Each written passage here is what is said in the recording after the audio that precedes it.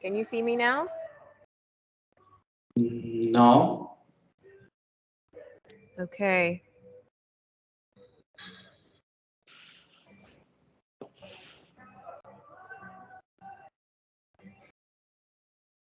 I'm going to try it one more time.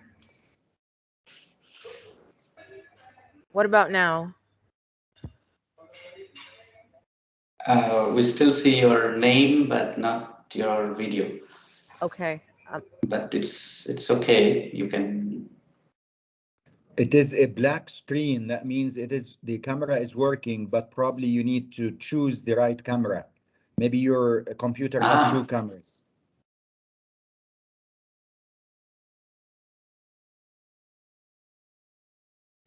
Yeah, she had some difficulty of power outages, so she's using another facility. In Nairobi, she is too now.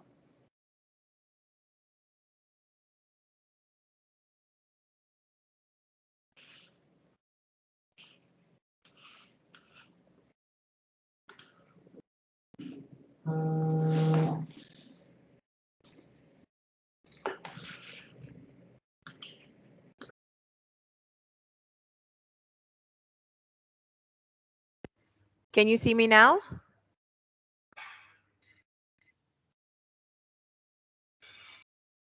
No, it's the same.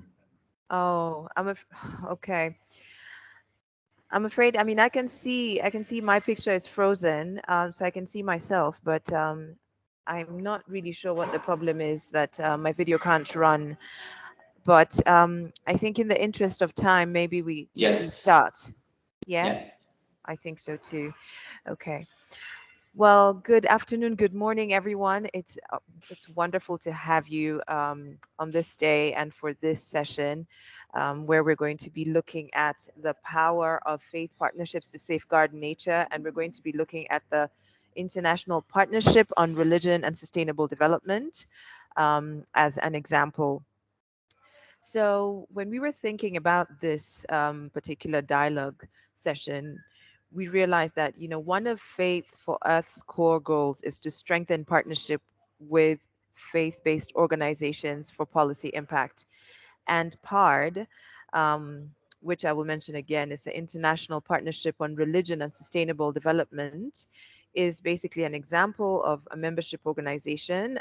We have about 135 members, and it was set up in 2016, and it brings together global partners to harness the impact of religion and values in sustainable development and humanitarian assistance. So the goal of our session today is to highlight, you know, what are some of the good practices that faith-based organizations are implementing in terms of protecting nature. And then the other goal is also to talk about the challenges and the obstacles in the work of faith-based organizations engagement as far as protecting nature and the environment is concerned. Yeah. So I'm going to move on to the next part of our program today, which is basically to invite Peter Prove, and he's going to be taking us through the next session. Um, and I'm going to say a few words about Peter Prove. So he's the director and he's a director commission of the Churches on International Affairs at the World Council of Churches. And Peter assumed the office of the director of the commission. I believe there's a slight echo, but please bear with me. Yes. So he assumed the position of the director in February 2014, and he has had this responsibility in the field of peace building, disarmament, and human rights. He's a lawyer by profession and has more than 20 years' experience representing church-based organizations in the international policy arena, including in his current role of more than 12 years Assistant General Secretary for International Affairs and Human Rights at the Lutheran World Federation and 4 years as Executive Director of the Ecumenical Advocacy Alliance. Yeah, so Peter has served in numerous leadership roles in the UN and civil society contexts, including as president of the NGO Special Committee on Human Rights, as a member of the UN task team on HIV-related travel restrictions, the UNCTAD Expert Advisory Group on promoting responsible sovereign lending and borrowing. He's also served at UNAIDS International Advisory Group on Universal Access and the World Economic Forum, Global Agenda Council's Network, and he's a founding member of the International NGO Committee on Human Rights in Trade and Investment. So he has extensive experience as far as interfaith networking for peace and development is concerned. So, Peter, I'd like to invite you to give us a keynote address. Over to you, Peter. Thanks very much for the generous introduction, Joan, and great job with all the those complex titles and things. I hardly recognize myself in what you said. But thank you very much. I'm really grateful to the United Nations Environment Programme, our partners in the Faith for Earth initiative, and to the International Partnership on Religion and Sustainable Development, PaRD, for this opportunity. I'm offering this address today in my capacity as one of the 3 co-chairs of PaRD, in my case, representing the faith-based civil society constituency within PaRD. However, later on in this event, I'll be putting on my World Council of Churches hat for a separate discussion. Our topic today is the power of faith partnerships to safeguard nature, presenting PaRD as a case in point. Now, PaRD's story is the story of a grand ambition for wider collaboration between governments, intergovernmental organizations, and faith-based civil society actors in confronting the greatest challenge of our generation, actually the greatest challenge of any generation, that of promoting sustainable and inclusive development in a world facing an accelerating climate catastrophe. The key reference point that brings us together across these constituencies in PaRD is the Agenda 2030 and the Sustainable Development Goals. Indeed, it could be said that, like Faith for Earth, PaRD is itself an embodiment of SDG 17, about partnerships for achieving the Sustainable Development Goals. We are all, I'm sure, in our respective organizations and communities, committed to working for sustainable and inclusive development. But PaRD provides a unique shared platform for governments, intergovernmental organizations, and faith-based civil society to share experiences and priorities, to identify best practices, and to define concrete collaborative initiatives that leverage the power of faith and communities of faith for the major systemic changes that are needed if we are to achieve this comprehensive and ambitious set of goals. PaRD's membership, as it has just been said, currently numbers 135. It encompasses governmental and intergovernmental entities, religious and values-driven civil society organizations, community initiatives, foundations, academic institutions, and others. But time is not on our side. The recently released IPCC Working Group 2 report presents sobering evidence that climate change is impacting the planet much more severely at lower levels of warming than previously anticipated. That extreme weather events, such as heat waves and floods, will happen more frequently, affecting billions of people and taking a heavier toll on humans and other species, even in the best case scenario. That some effects, such as rising sea levels, have already become irreversible and unavoidable, and that only a brief and rapidly closing window remains to limit warming to 1.5 degrees Celsius and prevent even more serious losses.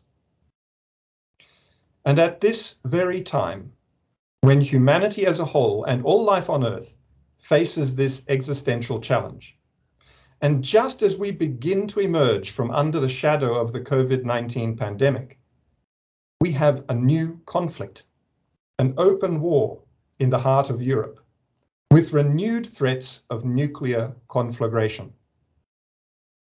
It really does seem that human beings are pathologically determined to destroy each other and obliterate ourselves and all life on this planet.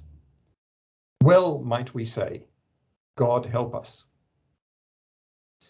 And perhaps this is the starkest illustration of the importance of the role of faith and faith-based organizations and communities, together with governments and the intergovernmental system, in rising to the challenge of sustainable and inclusive development in a context of such abject human failure.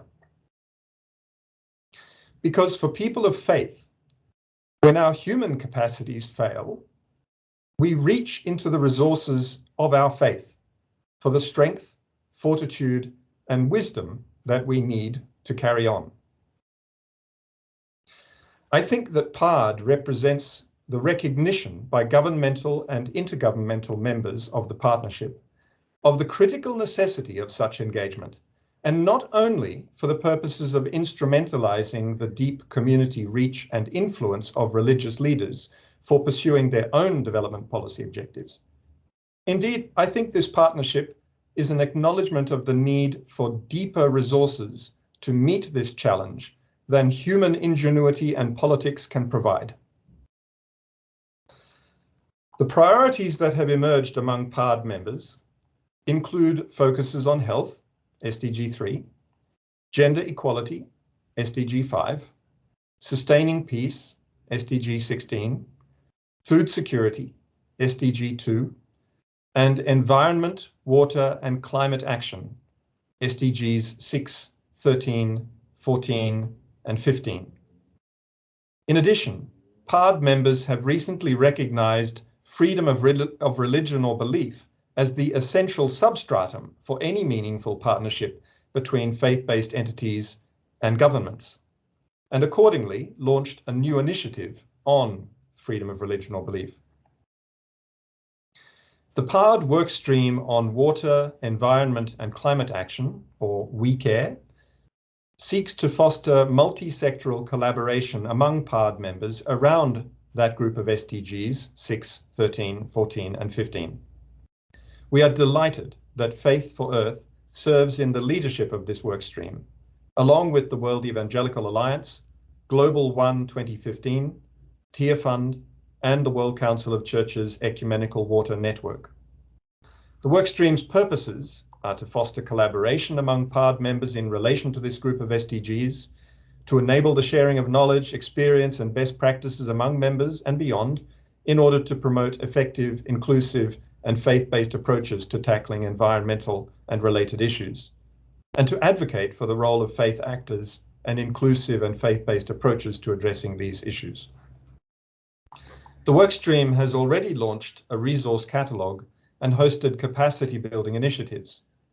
Currently, the workstream is undertaking a mapping exercise through the Joint Learning Initiative on Faith and Local Communities, or JLI, to identify and raise awareness of the work of faith-based, religious, and values-driven civil society organizations working on environmental issues.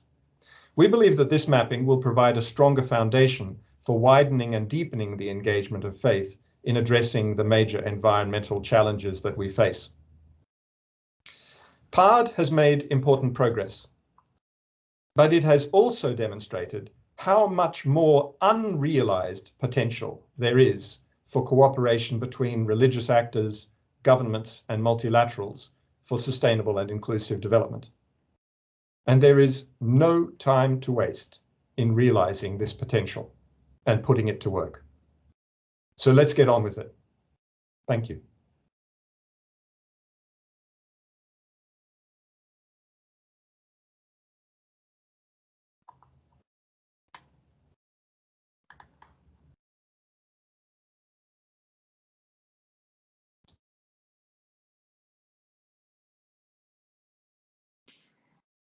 Joel, are you there? Dinesh, I think Joan just emailed me. She's having a bit of an unstable internet, so maybe you could just... Okay. She's saying, can we hear her? Joan, if you are here, please say something. Okay, yes, finally I can say something. I apologize for this. Um, Thank you very much, Peter, for those insightful words and basically building the context upon which we can actually have our discussion. Um, and I particularly like, your reference of PaRD as an embodiment of partnership in achieving the SDGs. And I'd like to move on to the next part, which is to introduce my co-moderator, Dinesh. And Dinesh is a coordinator of the Ecumenical Water Network at the World Council of Churches. And he's been serving in this position in Geneva since 2012. The Ecumenical Water Network is a platform of Christian churches and organizations committed to increasing access to safe drinking water and a dignified sanitation worldwide. Dinesh is a Lutheran and has worked with several ecumenical organizations in his home country in India since the 1990s, including the National Council of Churches in India, the Churches Auxiliary for Social Action and Student Christian Movement of India. And currently he's one of the co-leads together with myself of the PaRD work stream on environment, water, climate action. And Dinesh has a master's degree in social work. Dinesh, it's a pleasure to have you here, and I will invite you to take us through the discussion. Over to you, Dinesh. Thank you. Thank you so much, dear Joan. We understand you're having some difficulties with the power outages there in Nairobi, where UNEP is also taking place, but still you managed to connect. Thank you so much. So friends, I would be helping moderating the discussions for the next 50 minutes to 1 hour or so with our eminent panelists that are present here.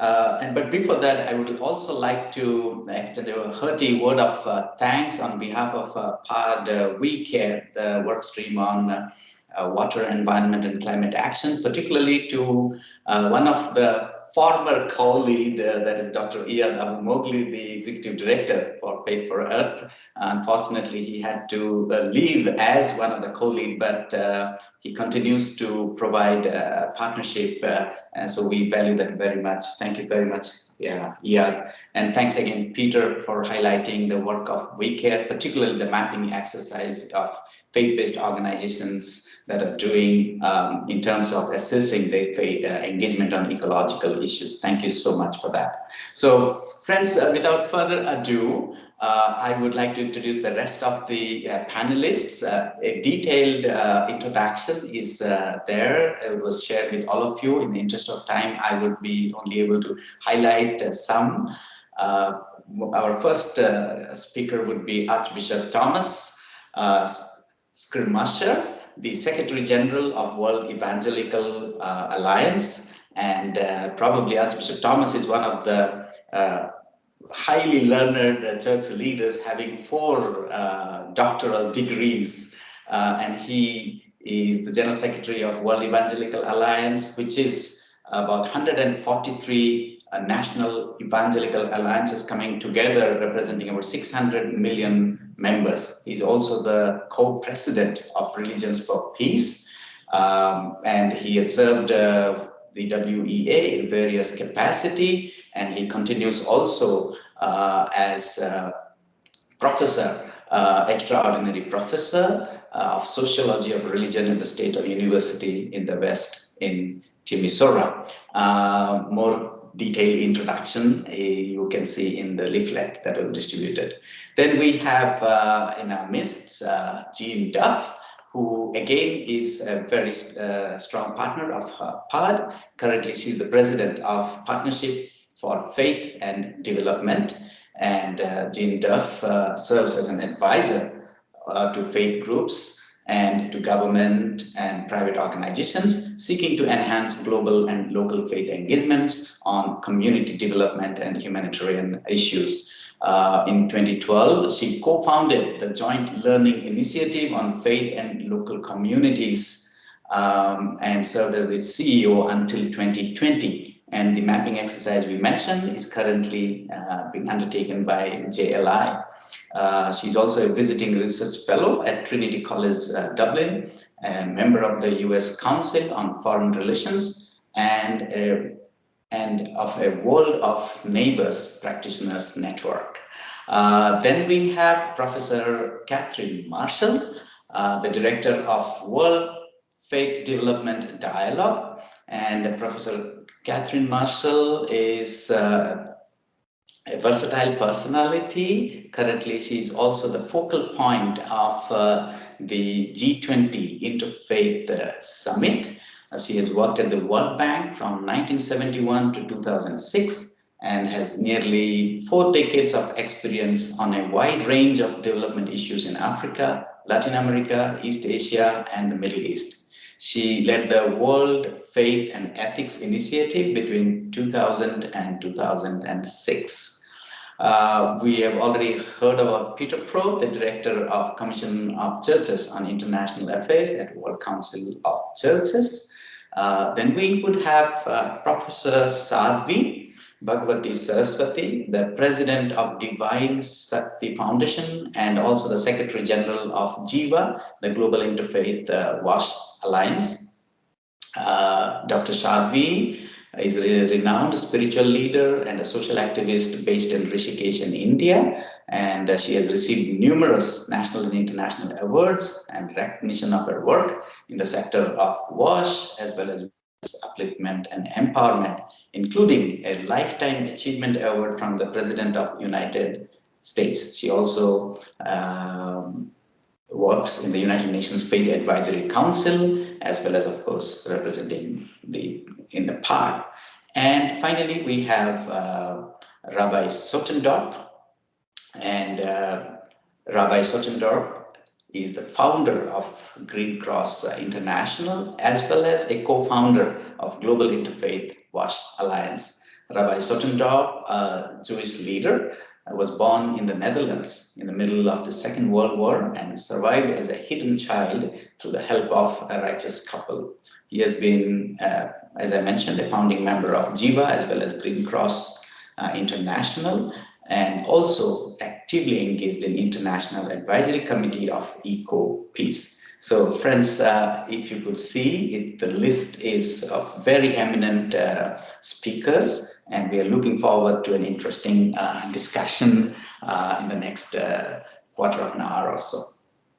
Okay, today the discussion would be, as the theme goes, the power of faith partnership to safeguard nature, and PaRD, which Peter Probe explained what it is a case in point.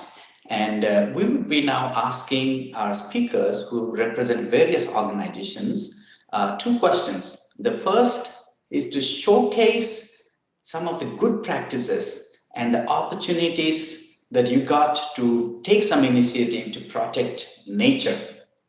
And second question, we would be asking about what are the challenges and obstacles they faced. So my first question would be to you, Archbishop Thomas. The World Evangelical Alliance has a sustainability center and several local projects on ecology that is undertaken in different parts of the world. So this is definitely a good practice towards sustainability, and therefore we would like to know more about it, and if you wish, highlight a few local projects that you want to. Over to you, Archbishop.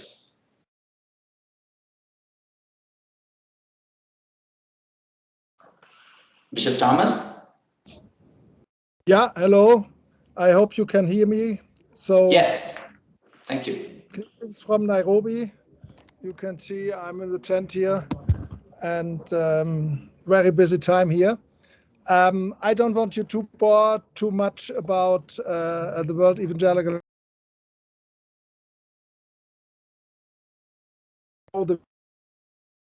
From global, you have here some figures who the World Evangelical Alliance is. And 600 million Protestants. The next slide, please. Was mache ich denn jetzt?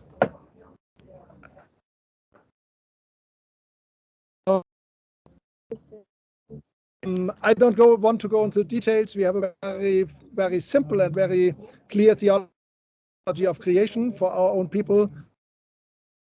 Movement, why we are engaged. The next slide, please.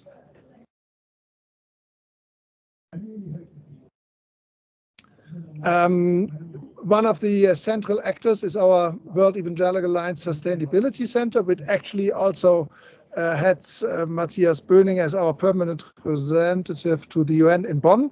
And you know, it's the seat of the Climate Change Secretariat. And it is this sustainability beside the WA such the Sustainability Center has become a member of PaRD. Next, please. If you want to know something about our special position, read the books of our climate change ambassador, Catherine Hayhoe, which does a very, very good job in our churches to bring over the scientific message down to people who are more religious driven. Next slide, please. So this brings us into PaRD. We work with PaRD on two levels, as we also do, say, in Face of Earth here in UNEP. We always have the big religious actors themselves there to show the backing of the whole thing. And then we have our specialists there who, for example, then are co-chairs of streams in PaRD. So we always want to go for both levels, show that the religious body as such backs all those, but then we of course need our experts to actually go for something. Next slide. I've taken this exemplary partnership. We can see this very good here in Nairobi when we go for partnerships. PaRD is a very positive place to start because we immediately can go for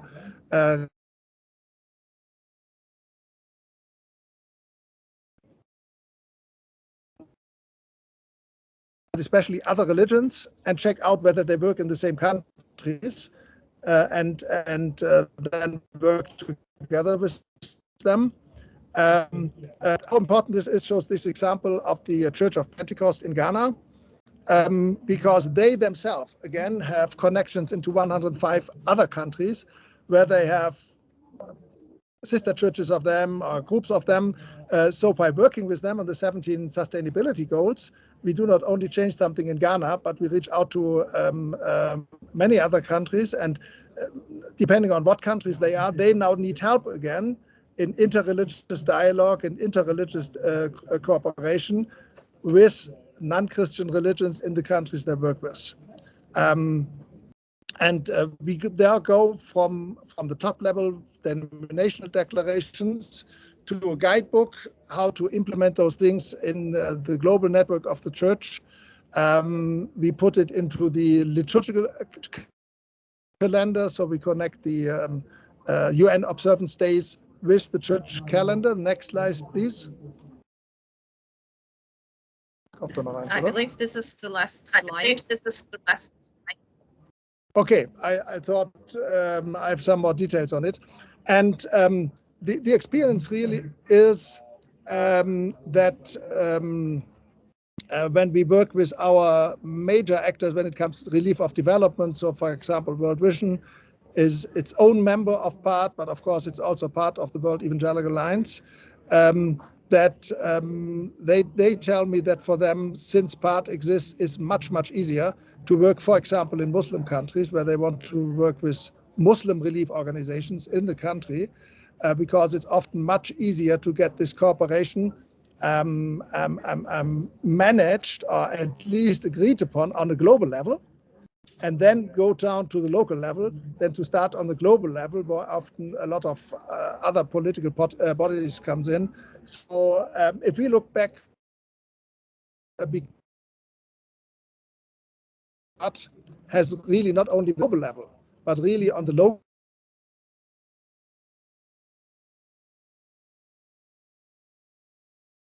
our own religious community, but combine it with the strengths of other religions, but to make sure that we are doing here is not for Christians, but for us all, because the world is one home, and we cannot repair our room and don't care for the other room. We either repair this house together, or in winter the rain will come through the roof. Thank you very much.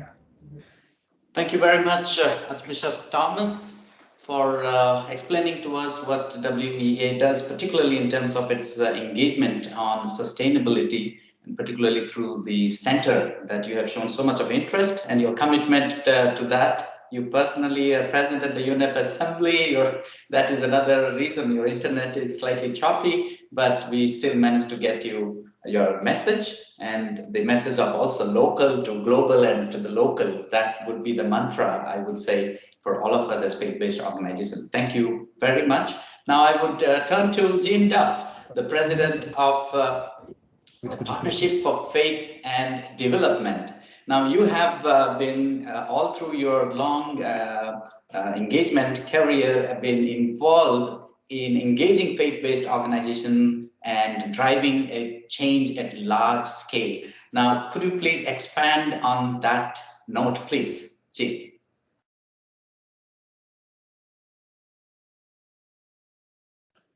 Sorry, you're muted.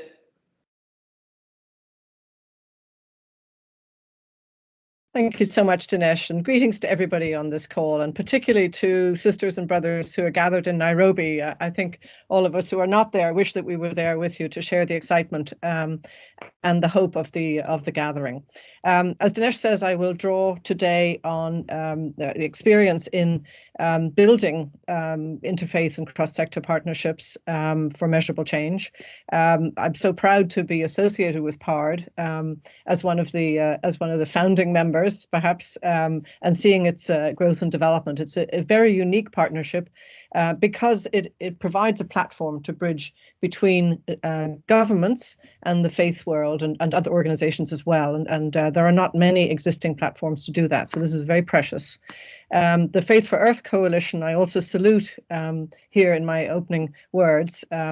It represents an extraordinary gathering of faith-based organizations and affiliated organizations in association with UNEP, and great credit to IAD and the team for pulling this network together. I want to build off Peter's excellent introduction, and particularly his words about the unrealized potential of the faith sector and his exhortation to let's get on with it.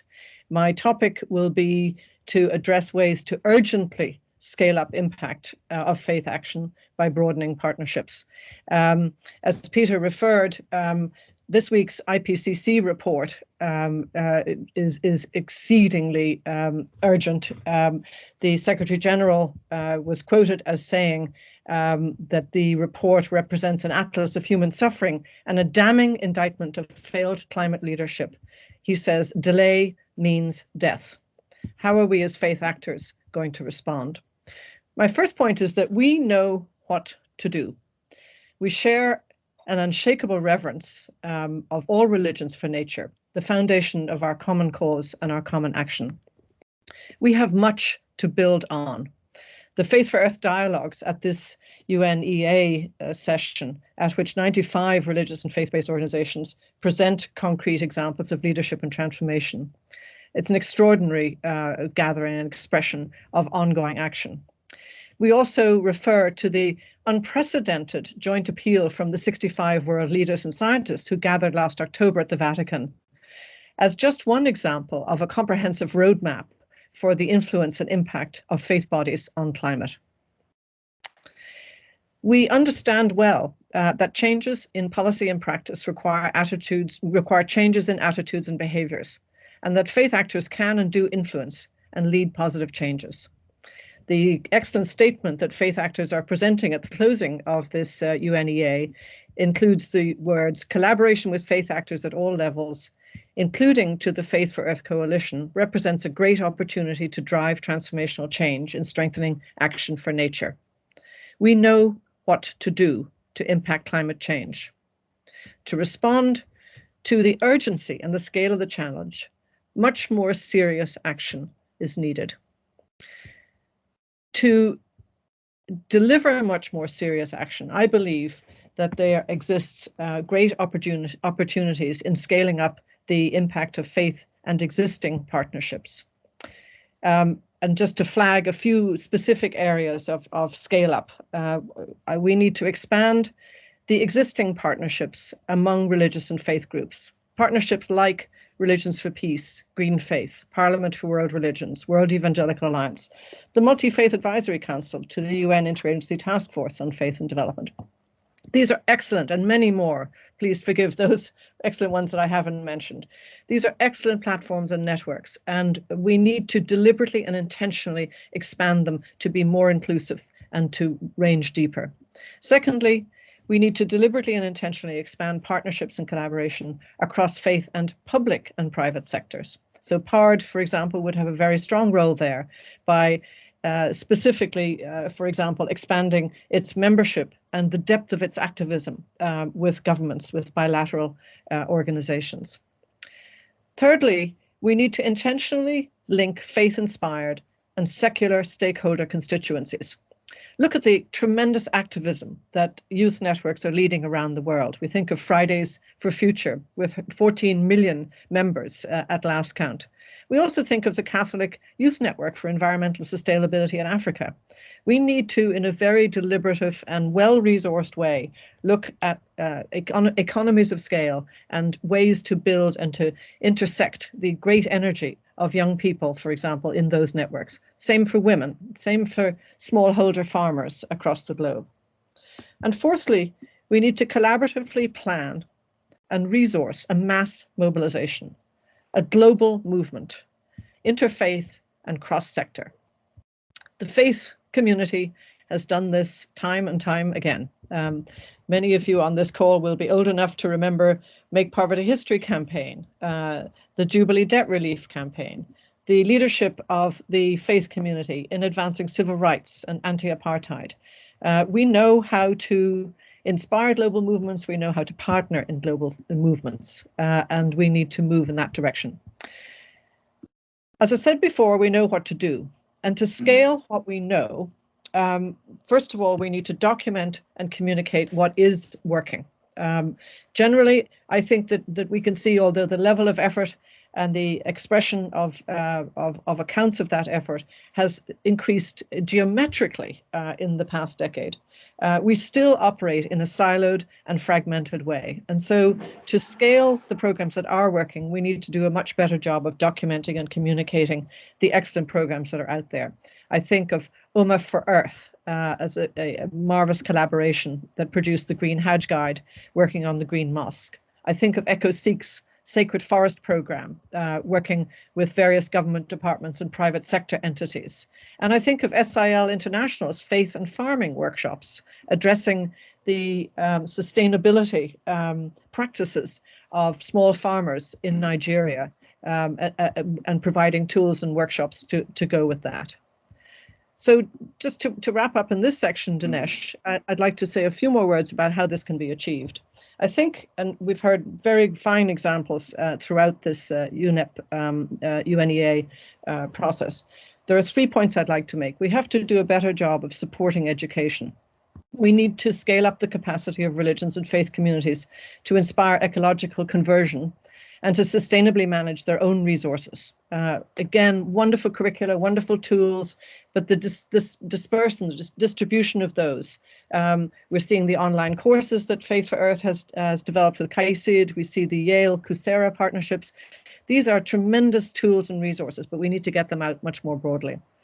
Secondly, we want to scale up collaboration between the faith community and intergovernmental and bilateral agencies, building on our mutual understanding and common ground.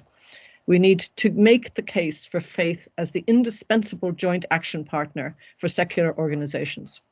We need to mount a coordinated global advocacy campaign with faith actors equipped to reach out to key policymakers in every government at national and local levels. And roles, you can see roles for PaRD and for Faith for Earth here. And we need to equip faith actors to monitor and to hold folks to account. And finally, and I'd like to come back to this when we come to the next part of the conversation, we need to mount a global public communications campaign, drawing in together the best of faith communications with the largest consumer advertisers, the largest faith networks, and the largest advocacy organizations. Thank you. Thank you. Thank you so much, Jen. I couldn't stop you as passionately you were speaking and laying out the potentialities of the faith-based organization and that indispensable partner for joint action. That's quite something, and I hope we would have some more time to talk about the challenges in doing that dream that you laid out before us in the second section. Now, in the interest of time, we would have to move on to Professor Catherine Marshall, the Executive Director of World Faith Development Dialogue. Particularly, many of us know Catherine for her recent engagements in being the focal point, providing the faith organization a platform to engage at the highest level with the G20 Interfaith Summit that she provides leadership to. So Catherine, I would like you to please expand on this opportunity, please. Thank you. Great. Thank you very much, Dinesh, and good to be here with all the colleagues. Wish I were also in Nairobi. And I also emphasize that I've been part of PaRD from the very beginning dreams that it represented. The G20 is a special body. It was created to address crises in 1999 and has expanded really to cover the whole global agenda. But the effort that I'm involved in is basically to bring the religious voices to the table. And I want to emphasize there one point that I've not heard highlighted so far, which is this deep sense of commitment to justice that is very much part of the environment challenge, and that is also very much an objective of PaRD, to address the unfairness of the environmental approaches, the environmental realities that we've seen in the past, and the compelling common theme of religious communities to focus on the most vulnerable, the people who are suffering the most. So I think that those are two of the motivations for essentially the argument behind the G20 Interfaith Forum, which is, as others before me have highlighted, that the religious communities in their size, their history, their depth, and their commitment to these issues of fairness and justice, that they must be essential partners at the table. So this year, I'm going to emphasize in this very short early introduction 2 points that the religious communities can bring to the agenda for 2022, where Indonesia is the host. And I would signal that India will be the host next year and Brazil the year after, and will therefore have major roles in setting the agendas. But for 2022, we should never forget that we are still pulling out of the COVID agenda and the repercussions, the implications of COVID. But I think the issue after that is the energy transition and the compelling importance of the need for urgent and bold and creative action on climate issues. And a first area that is worth emphasizing is not only the advocacy, the passion, the compelling moral voice of religious communities, but also their action, what they're actually doing, and the targets that religious communities set, and their willingness to move from ideas to implementation. But in two areas, one of them is the remarkable Interfaith Rainforest Initiative, which has focused on 3 of the major areas in the world: the Amazon Basin, the Congo Basin, and Southeast Asia.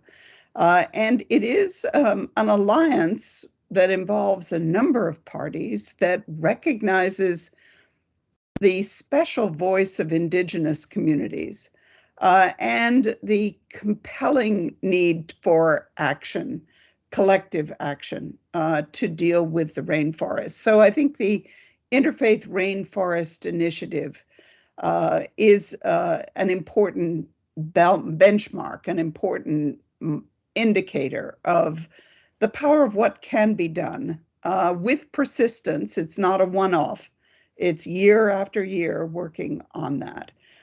The second is perhaps the more complex issue of the energy transition and moving away from dependence on fossil fuels, particularly coal, but other fossil fuels, to renewable energy. And there also religious communities have a wide diversity of roles, both in showing the way and in highlighting the importance. And I would also bring in the word dialogue, that this is an area where people see the realities very differently. And this compelling need to bring people to the table to acknowledge the complexities and to work towards solutions that are timely, but that also take into account the strength that comes from bringing different ideas and voices to the table, which I see as a major asset of religious communities. So it amounts to, why should religious communities be at the table? They need to demonstrate that and to engage. And then what do they bring to that table? So thank you. Thank you so much, Catherine. And I think this was definitely, people would be more interested to know more. How do we get to involve in the G20 processes as it takes place later this year in Indonesia and coming year in India? And I'm sure you would probably take some questions in the question and answer session, and also on focusing on the energy transition, that how this could be a just transition for people that may be impacted otherwise. Thank you so much for this kind detailed update. And we would now move to the next speaker. And that is Mr. Peter Prove, the director of WCC. WCC has been engaged for the last 5 decades or more on ecological engagement. So there won't be time, Peter, to enumerate all, but at least highlight some of the WCC's engagement on ecological just initiatives. Thank you very much. Thank you, Dinesh. And now with my WCC hat on, I also want to affirm very much many of the things that Catherine has just said, including in particular the common shared religious focus on justice and on the most vulnerable. And I think those are really key elements that the religious engagement with these issues brings into the discussion.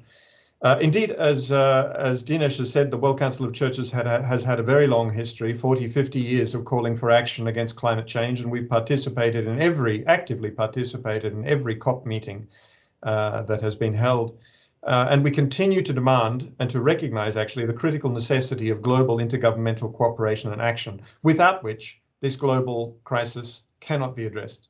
But we also recognize the power and the importance of engaging our constituency, our 350 member churches in 120 countries and the approximately 600 million people that we represent through those churches, in action that they can take themselves, certainly in the advocacy space, but also in terms of changing lifestyles, behaviors, and consumption patterns that can help address this collective challenge, this existential challenge. One thing I'd like to highlight in this regard, a more recent initiative, is the roadmap for congregations, communities, and churches for an economy of life and ecological justice.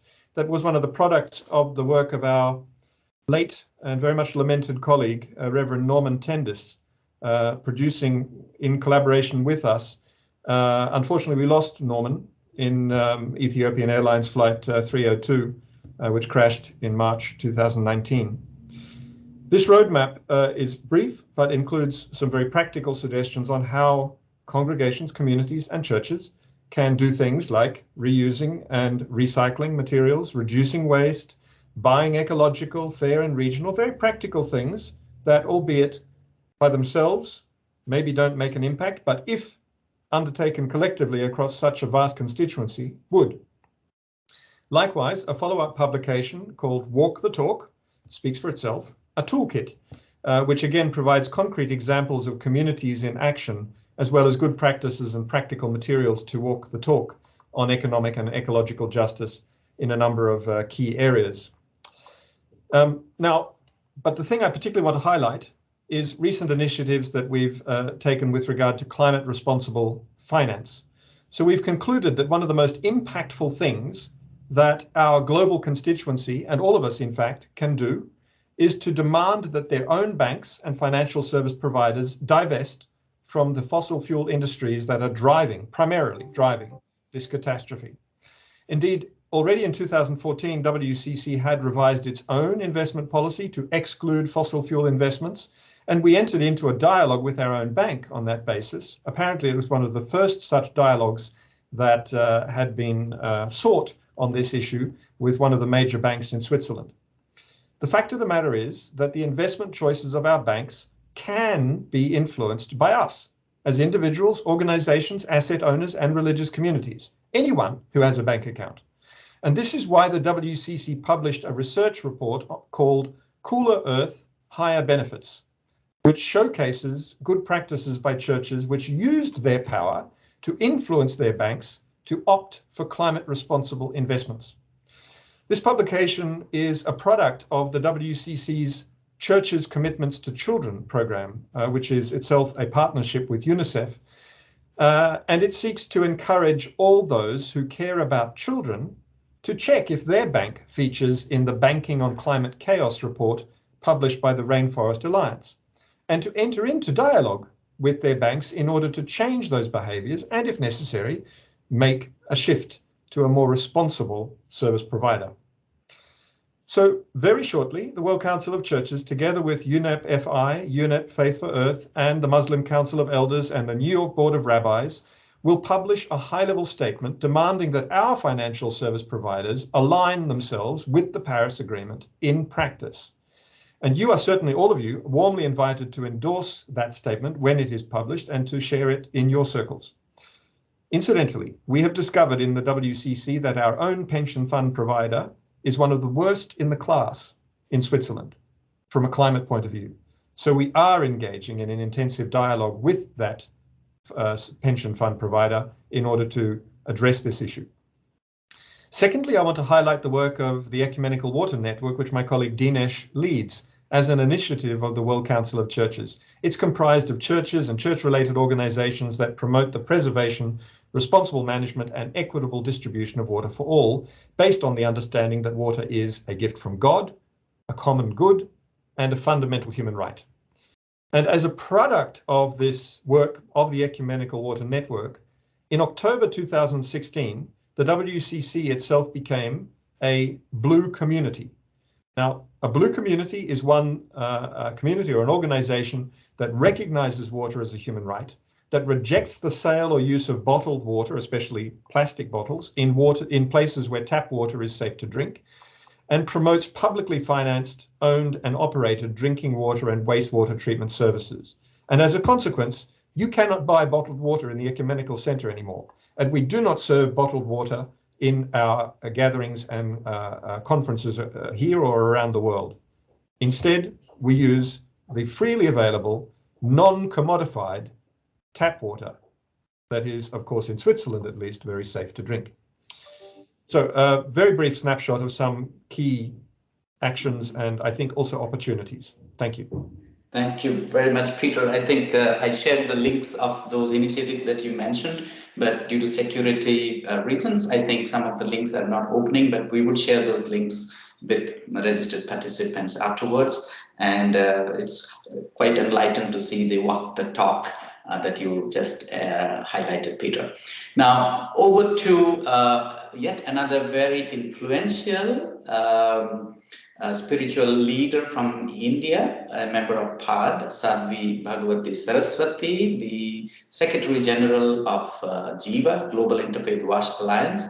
And I would request you, Sadhviji, how do you harness these large religious gatherings, probably the largest on planet Earth? How do you take that as an opportunity to influence behavioral changes and promote various sustainability initiatives of Government of India, including Clean India Mission, etc.? So over to you, Sadhviji.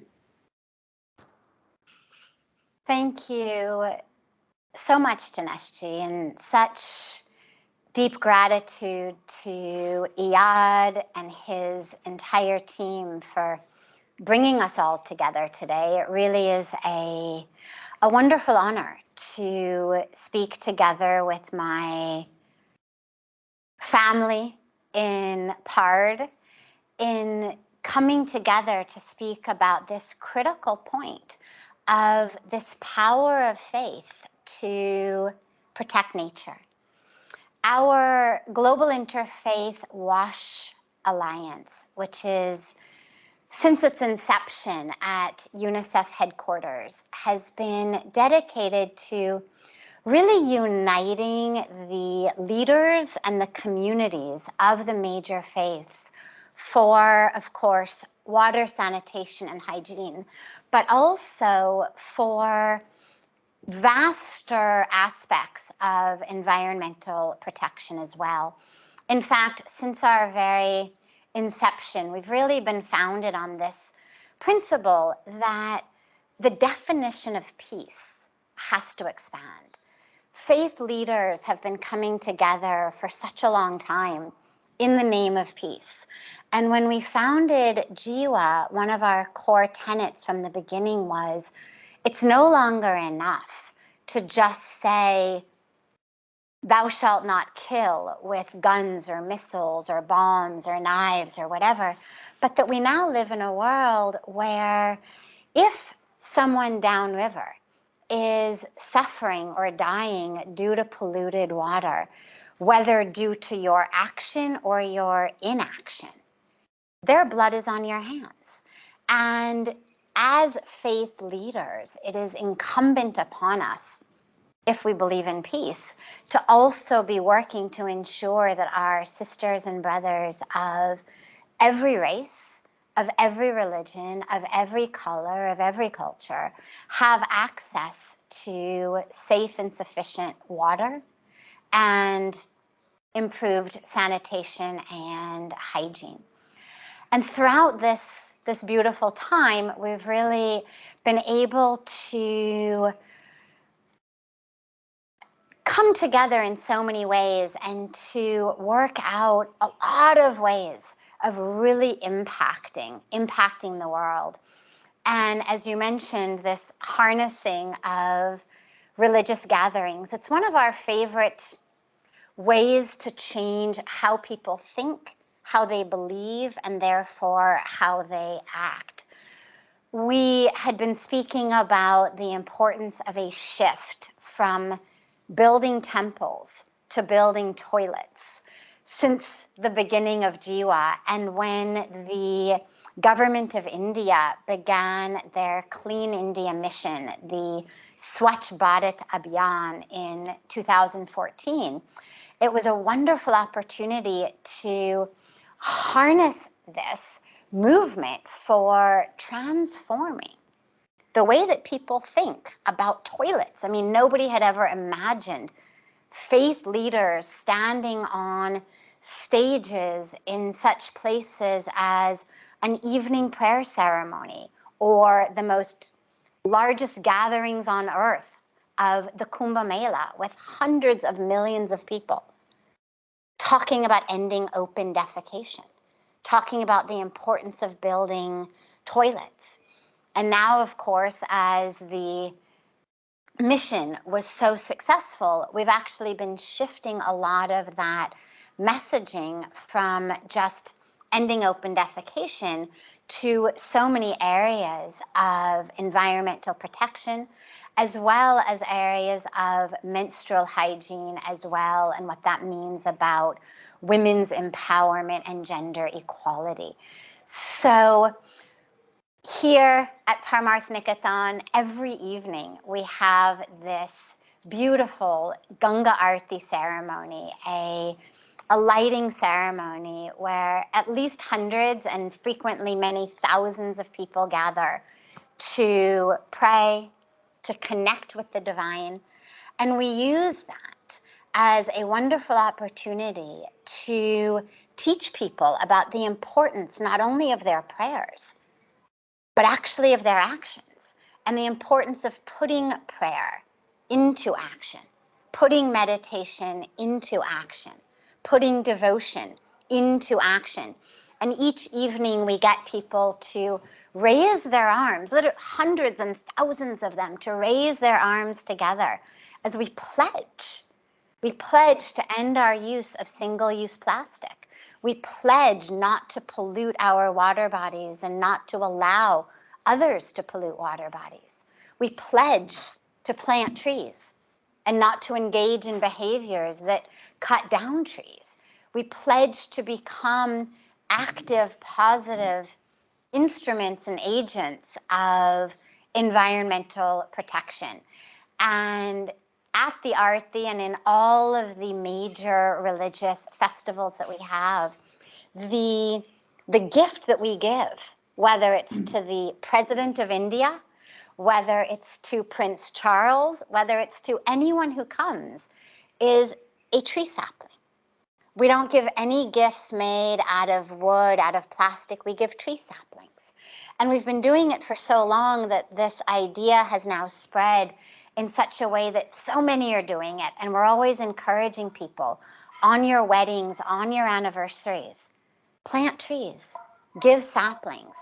And just lastly, I know time is really short, but I wanted also just lastly to mention the harnessing not only of the actual religious events around one particular religion, but the harnessing of our collective action in the interfaith communities, because we are all about work on the ground.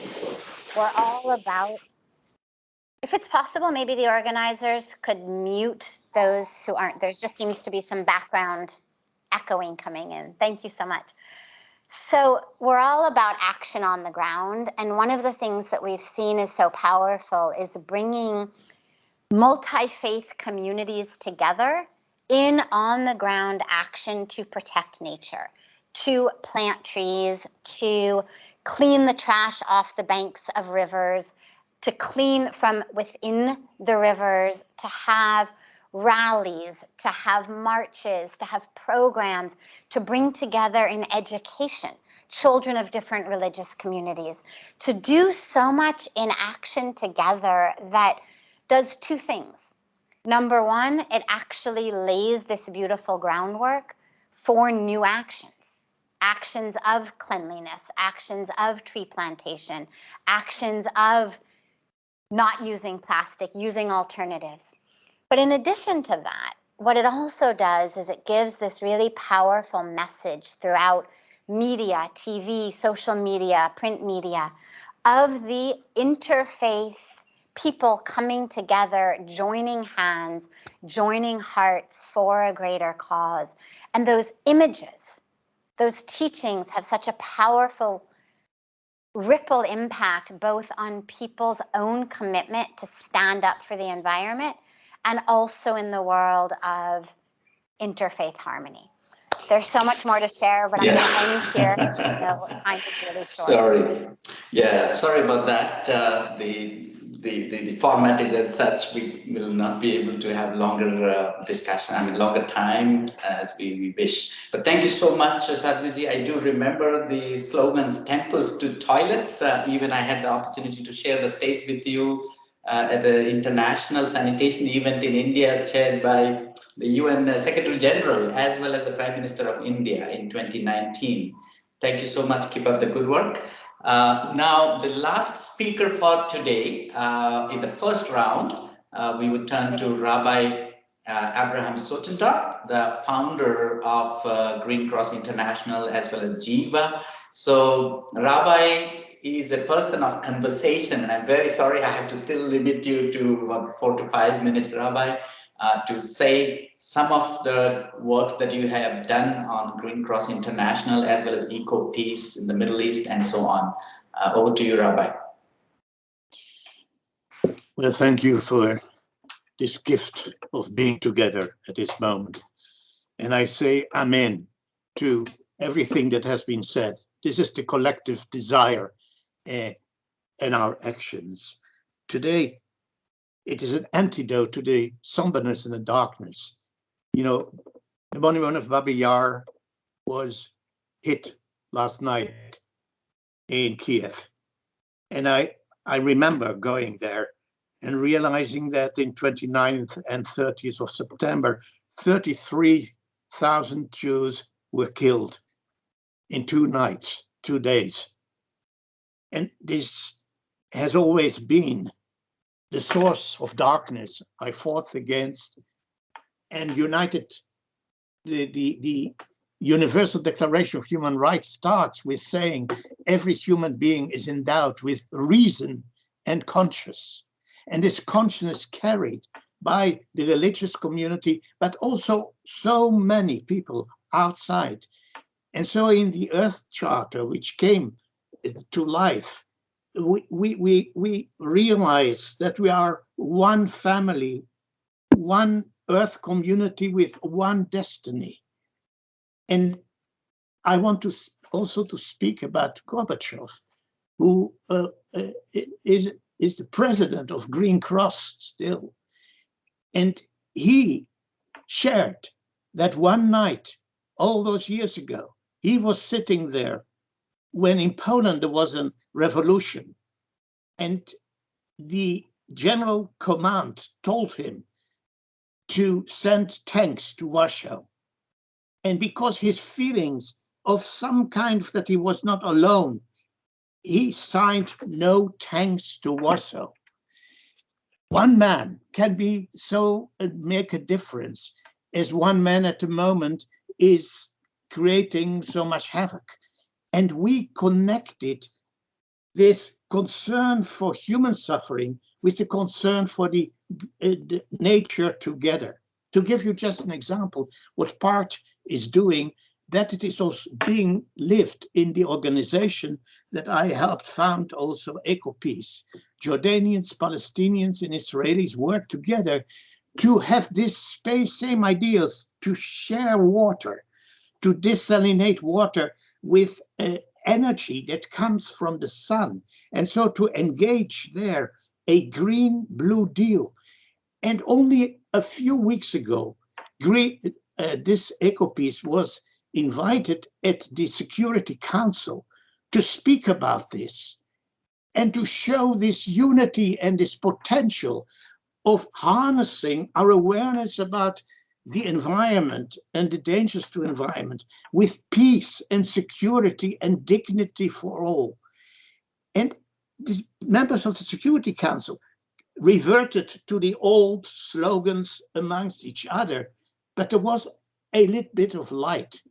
So let us turn to what we all have said, that this enormous potential power that we have, the spirit and the conscience that is needed so much. And I want to refer to politicians who told Interfaith in Rio de Janeiro in 1992. What they said was summarized by the former Prime Minister of Holland, Ruud Lubbers, my good friend. And he said, continue as religious communities together to make life difficult for us politicians and governments, to make us aware that we have to take measures that may contravene national self-interest on the short run, but are necessary to safeguard the whole world. So on this dark day, when there is hope that we have under strength, the toilets that my sister Satvi is talking about is the dignity that seems so insignificant, but we have to act, and we must act. We are the carriers of the conscious, without which reason can bring downfall when we are not secure and safe.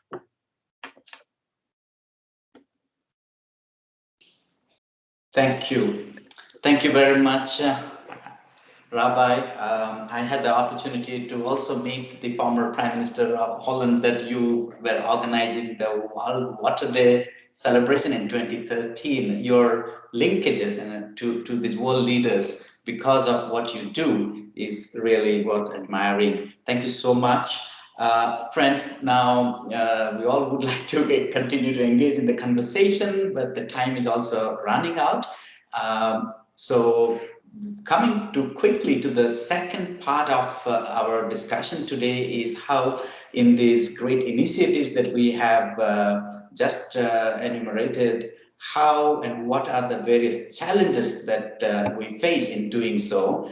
And because we just about 20 more minutes left and we still need to have some discussion, therefore I would request you only one at the top of your agenda, some challenges that within 1 minute, if each one of you would like to highlight, and then we would have to look into our audience who might have some questions for us. Sadhviji has to leave for the Aarti, and she has requested for if she can be asked first. So we will start with her and then go to the next. So Sadhviji, what challenges and obstacles do you see as a faith organization to engage in policy change? And 1 minute, please. Thank you so much. The obstacles that we face, for me, what we're seeing the most are obstacles of helping people understand the urgency. In the world of religion and faith, especially here in India, the beautiful aspect of the faith is it's all perfect, it's all divine, and this incredible peace that comes from just resting in the perfection of the creation and the divine plan, and helping to really engage and activate and catalyze people to realize, yes, God is perfect. Yes, the creation is perfect. And we have been given bodies with which to act. We've been given hands with which to serve, minds with which to innovate and create and implement, and helping people bridge what begins as a conceptual philosophical bridge and really bring them from a place of great faith into a place of effective, efficient action.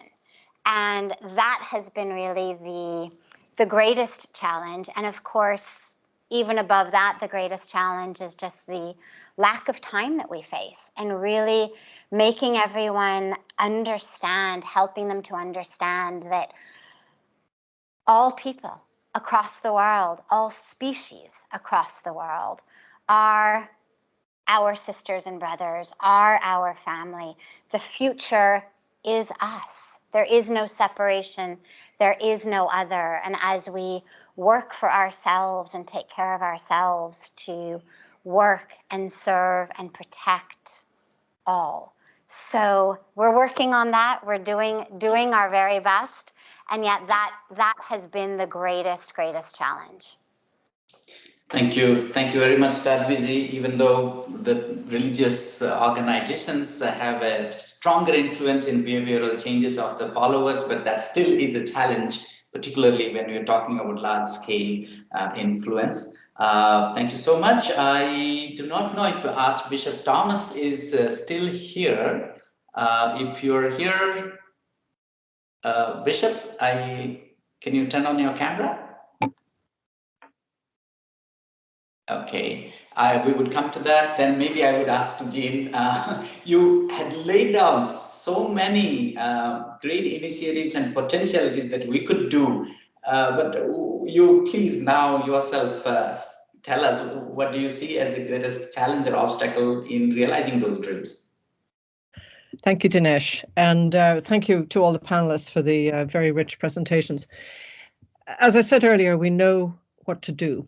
And the question is about responding to the urgency of the challenge by amplifying faith action. And so what is it going to take for us to move towards much more serious action, to amplify all the good work that we've heard about today and throughout this UNEA presentation? In summary, I would say that we need to intentionally expand faith and cross-sector partnerships, build out the networks. Secondly, we need to combine forces across sectors to mount a mass mobilization campaign for a global movement to save our planet. And this would be hugely predicated on a communications campaign to take the "we know what to do" messages right through around the world. And thirdly, and this is the sine qua non for certainly the second, is we must secure a very significantly increased multi-sector finance for faith-led action. I was looking up the numbers on COVID, and we have spent on COVID, just looking back here, how much?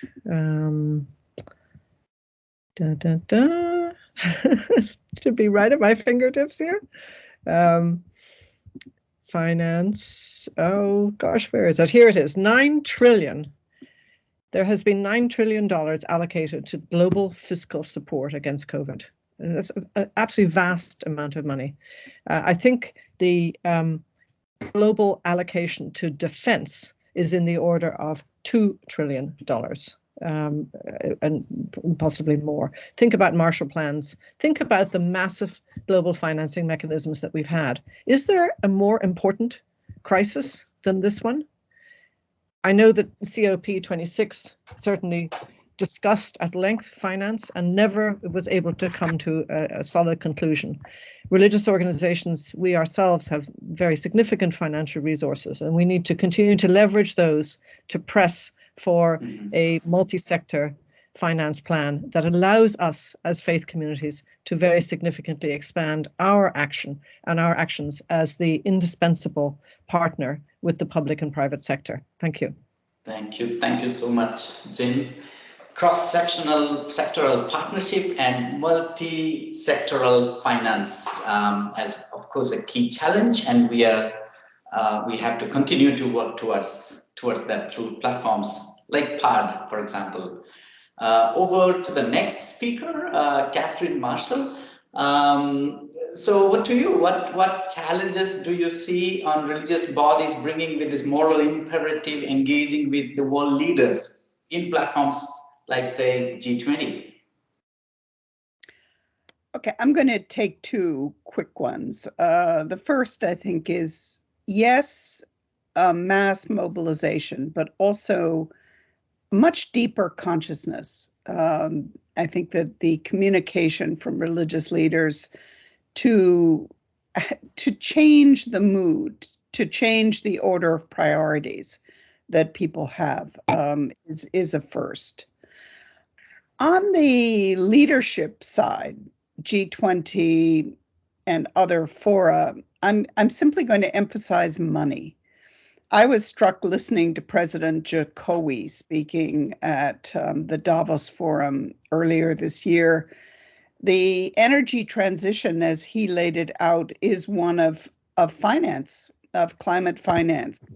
So getting into the weeds, the complexities of these various funds and the allocations, and basically, therefore, the central justice issue, I think is something that needs a much sharper and specific focus, because sadly, it does so often come back to money, as Peter Proove was mentioning, but I'm talking more broadly about the broader climate finance.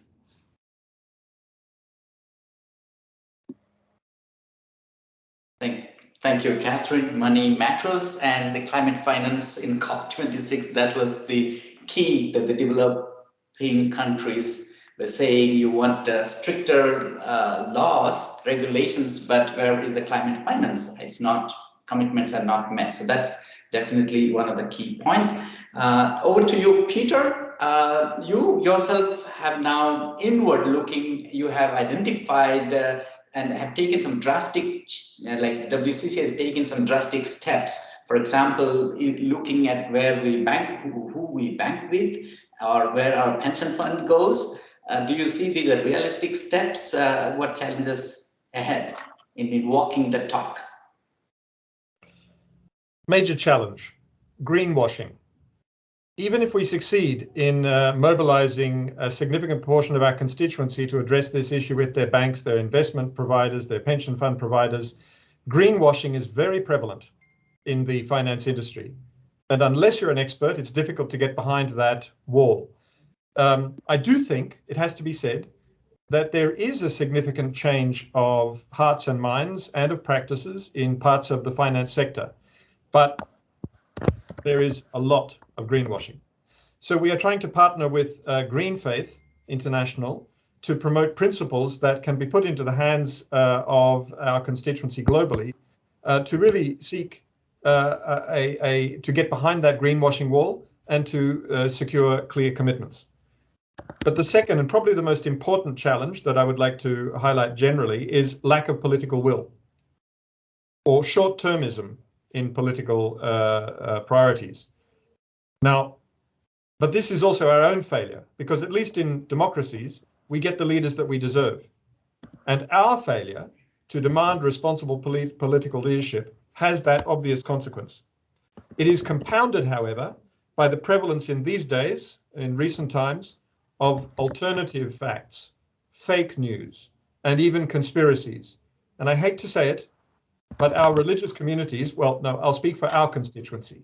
Our member churches, some of our member churches in some places in the WCC seem, unfortunately, to be quite susceptible to those narratives.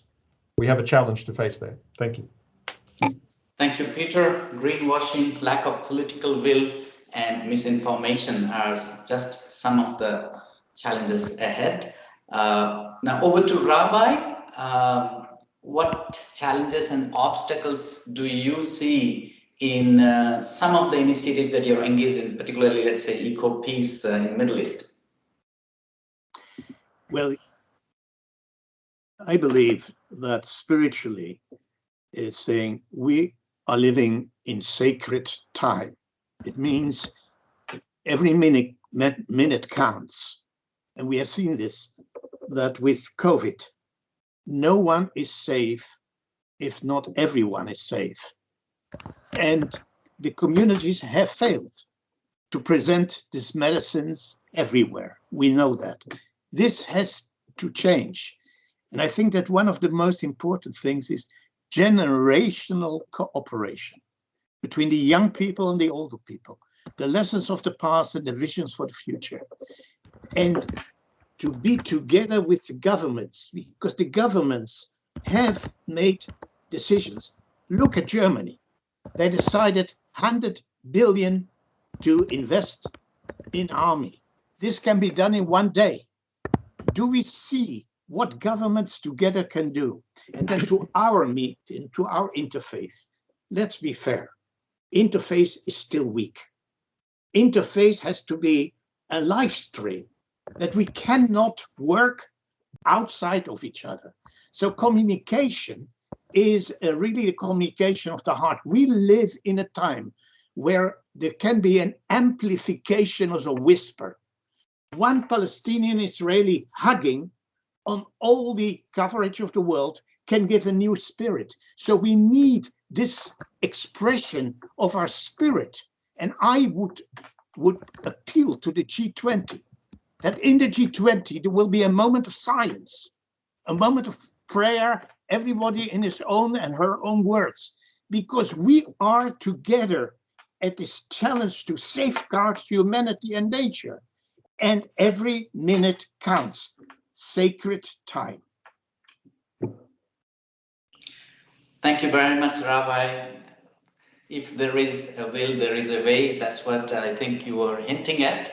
Thank you so much for all these challenges also that have been laid out, and the time literally has run out of our hand. I would request my co-lead, John, if you would like to spend the next 5 minutes or so in taking up some questions that are there in the chat. And unfortunately, the people will not be able to open their microphone, I think, but they've given their questions here. John? Yeah. Yes. Please. Can you hear me well? Speak to the mic very close to your mouth, please. Thank you. Okay. Can you hear me well? All right. Excellent. Thank you, everyone who's also submitted questions. I'm going to take the first one, which is from Dr. Kanahaya. And Dr. Kanahaya is asking, how can we connect disabled or people with disabilities to faith? Because we have quite a large population of people living with disabilities who are also part of the faiths that we ascribe to. So how can we connect them better so that they understand this message of protecting nature? We need to take a few questions, John, maybe about 3 to 4 questions, and then we'll ask the speakers to respond. Sure, yes. I'm just scrolling down. In the meantime, I'm also posing one. That's Dietrich Werner from Bread for the World, Germany. He's asking, is there a possibility of planning a huge global interfaith convocation on climate justice and ecological conversion in 2025 on the occasion of the 10th anniversary of Laudato Si? So this is definitely a very big question. Are you able to get something else, Joan? Yeah, I'm just looking for Richard Jordan's question. Richard, if you don't mind, I'm looking for it, but if you don't mind, you can also type it again in the chat. Thank you very much.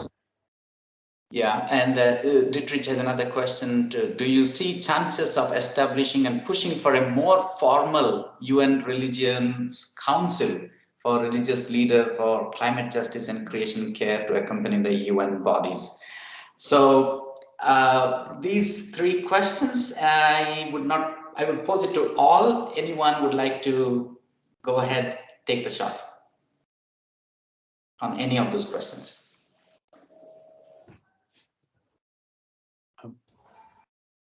Well, I'll jump in then, just quickly to say that certainly in the WCC we have a very clear and long-standing focus on engaging and supporting people living with disabilities. So we have a network actually similar to the Ecumenical Water Network, an Ecumenical Disability Advocates Network, which is, yes, about organizing advocacy by and in relation to situations in which disabled people are denied their rights. But it has also promoted a very strong shift of culture within the WCC, whereby we now consciously, and it has to be done consciously because in many cases disabled people are among the invisible among us. So we now have a very conscious approach to engaging people who live with disabilities in our various processes, our governing bodies, our advisory commissions, and so forth. So I think the point is very well made, and it needs to be done more of and more consistently and consciously. With regard to the proposal that Dietrich raises of a 10-year anniversary conference on Laudato Si, no doubt, and I'd be very surprised if our Catholic colleagues aren't already working along those lines. Certainly we need a global, as Jean has said, a global mobilization of all faith communities to demand action. My concern is that we are already very, very late, too late in some cases, to protect those who are most vulnerable. And every day that passes, it is later. A 10th anniversary conference by itself is not attractive to me. What is attractive to me is mobilization and action. And that's why we're trying through WCC to promote mobilization and action at the community level through our churches around the world, in action, not only in policy. Thank you. On the other question of a more formal religious bodies recognized at the UN, maybe Jean or Catherine, anyone?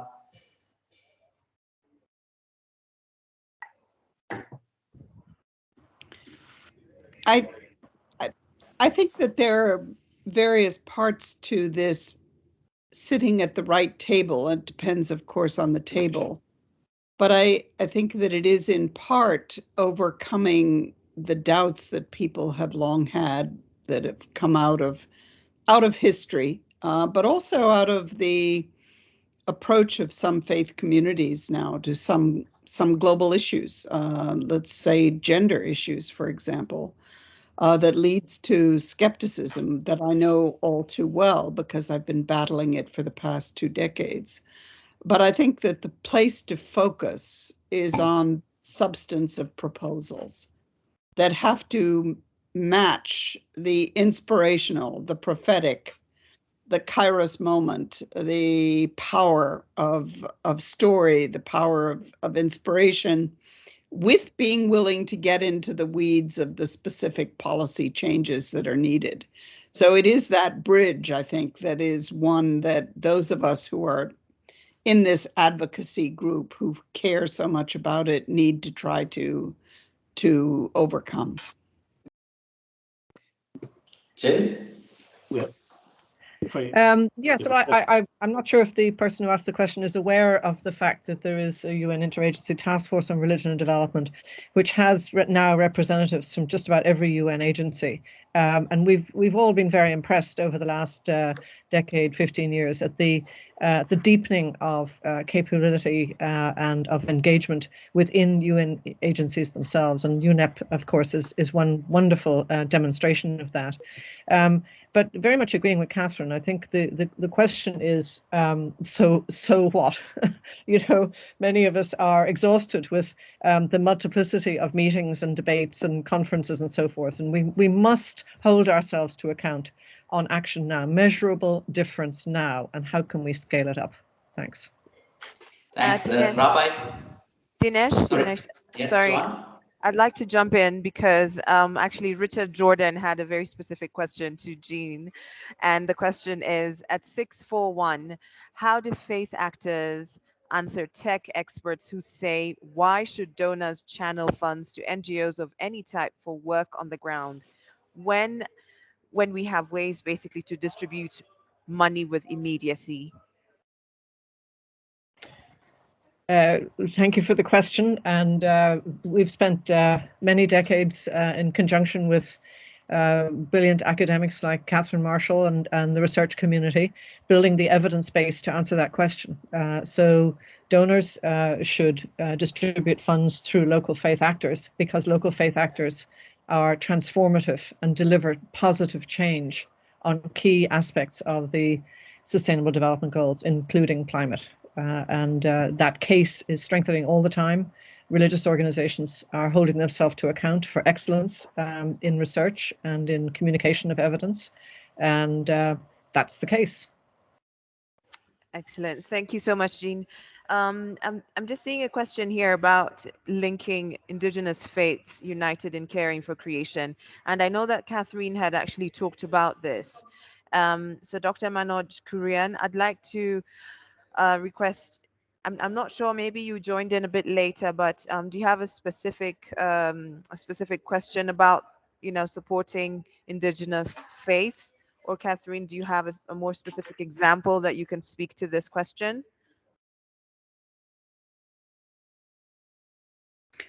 I think that in looking to the challenges of the rainforests, and to some extent, I'm even going to mention one that hasn't come up, but mining action in remote areas, unless there is active listening to, hearing, and collaboration with Indigenous communities, it's hard to see a positive outcome. They are a very critical force with much wisdom, also many voices, many human voices that need to be a part of the interreligious. I'll never forget the year 2000 Global Assembly of Religious Leaders, where a group of Indigenous people stood up on the stage and looked at the religious leaders present and said, "We're what's left when you got through with us." So finding ways to engage the Indigenous communities in meaningful ways, in other words, not for show, but actually hearing their wisdom and taking it into account, is one of the many priorities that we face. Thanks, Catherine. Go on. I would like to underscore this, and this is part of the dialogue that is so much necessary between the prophetic, the spiritual, and the pragmatic political. And I think that at the COVID taught us that in many countries there were groups of advisors together, of course, on medical issues, asked by governments. We need a togetherness. And I heard the word to become conscious. I would again stress conscience. That is what moves us to exaggerate, to, yes, we have so short time. And I'm sorry to bring this, but while we are talking, there is a threat that is so nearby. And we are, so we have to transform ourselves. And the interfaith movement, you know, it is today Ash Wednesday. And it is for my Catholic brothers and sisters come together with Pope Francis, with Laudatio Si, which he is one of those prophets of that. And I have for my joined with them as a Jew. Ash Wednesday and Judaism is very far apart, but we need to have the sensitivity to use our religious practices together and to really to stress the consciousness of the world, and then the financial problems can be solved. As again, I say the decisions that can be made by governments at the moment of need, because our lives are threatened, because we know that when not everyone is safe, no one is safe. And this is also in the earth and in the waters and in those precious time. So I would like to have the moments of reflection in political circles, in leadership, the need of and the challenges of leadership. We can help in what can be leadership in our moment. And in our interfaith movement, the paradox is, of course, that we are the so-called 80% of humanity, but we don't have the power of the 80% because we don't use our power. And there has to be an igniting of these powers. So thank you for being with family members and people that I know for so many years. In the year 2000, Catherine, I was also there, and I saw the indigenous wisdom. And let's not waste it. And I'm not saying it to us. I'm saying in the care of, I hopefully will be a great-grandfather in a few months. And I want to look in the eyes of my great-grandchild and not to be ashamed, but to be proud of our cooperation for life. Joan? Yeah, thank you so much. I was caught up in that moment, on that note that the rabbi ended his delivery. Thank you so much. Such powerful words. We have a question from Sulaiman Kafiro, which goes, how do we improve access to justice in the Muslim community and interfaith access to clean water and decent toilet facilities? Part of me is sort of thinking that this is a question actually for Peter Pro, but I'm going to leave it open to everyone else. So please unmute yourself and just go ahead.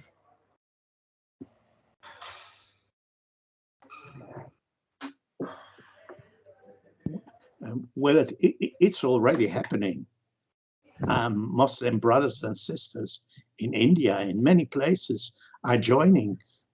I've been also present in a ceremony of toilets, inaugurating toilets with Muslim prayers and Jewish prayers and Christian prayers. It's really amazing. My brother Ilyasi, who is head of the imams in India, of this huge, he is so engaged, and we have to do more. But it's I've been moved. I've been moved by the spirit in the Islam also for this justice, this tzedakah, this tzedakah as in Hebrew. So and yes, I must say that I have become more conscious of the need of running toilets and the danger to life. It took me time, but I'm very happy with the example of my Muslim brothers and sisters. Can I just add that the G20 host is Indonesia, which has the world's largest Muslim population. So I think that offers a special opportunity to engage those communities across the world. Yeah. Thanks for that, Catherine. Would Peter Prove like to add anything? He had to leave, I guess. Okay. All right. Okay. All right. Then I think we'll move on to the next question, which is from the Reverend Dr. Lesmore. And the question goes, it's related to climate financing. There's been an outcry that banks are financing fossil fuel generation. So how can faith communities engage bank regulatory bodies to place embargo on financing fossil fuel generating projects?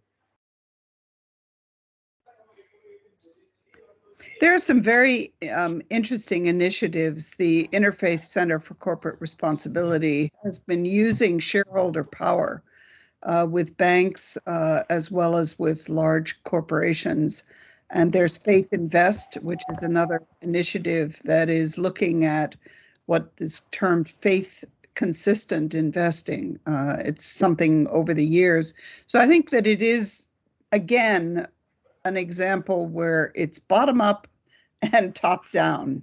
As we say, it's fire from above.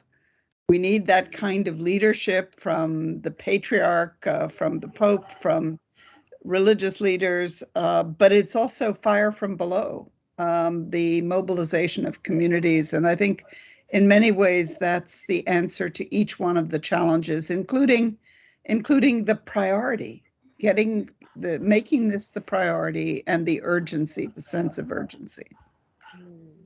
Yeah. Okay. Any more reactions? Okay. The next one is an interesting question by Odomaro Mubangizi. And it's about how will FBOs deal with the issue of being visible and more assertive in a global governance architecture that is still dominated by state actors and multinational corporations. And I know, Jean, that you've mentioned, the sort of multi-sectoral approach into protecting nature, sort of expanding the partnerships that we have as FBOs into, secular spaces, into private sector, into public sector. Would you like to tackle this one? Thank you very much, Joan. Yes, I think that we can look to some of our recent major global challenges for how faith has been engaged by secular organizations to assist with transformation and to assist with education and outreach. Let's look, for example, at COVID, and we see that there's been a proliferation of engagement of faith actors around the world as key messengers and as key partners in addressing COVID prevention and remediation efforts. The World Health Organization has established an ongoing work, and Catherine and the Joint Learning Initiative have collaborated on assembling so many of the examples of this mutual engagement and the importance of faith.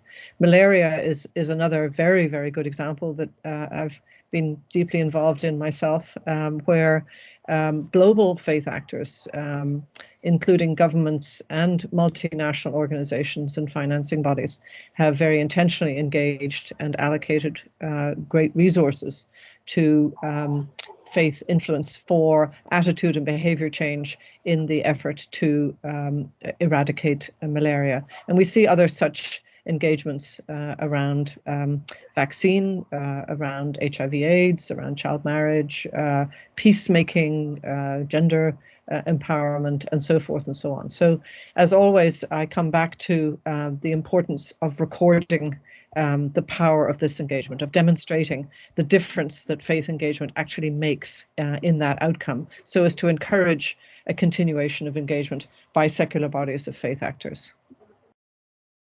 Thank you so much, Jean. And there's a lot of interesting comments, popping up on the chat.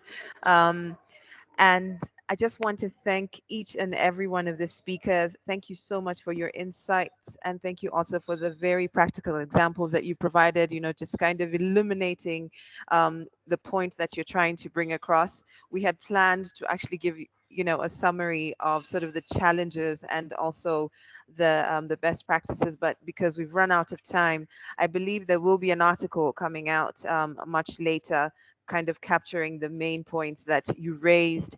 But I just want to thank you very much for staying through this, also to the participants who have chosen to extend the time. Thank you very much to everyone. And I've seen the next session actually starts in about 15 minutes.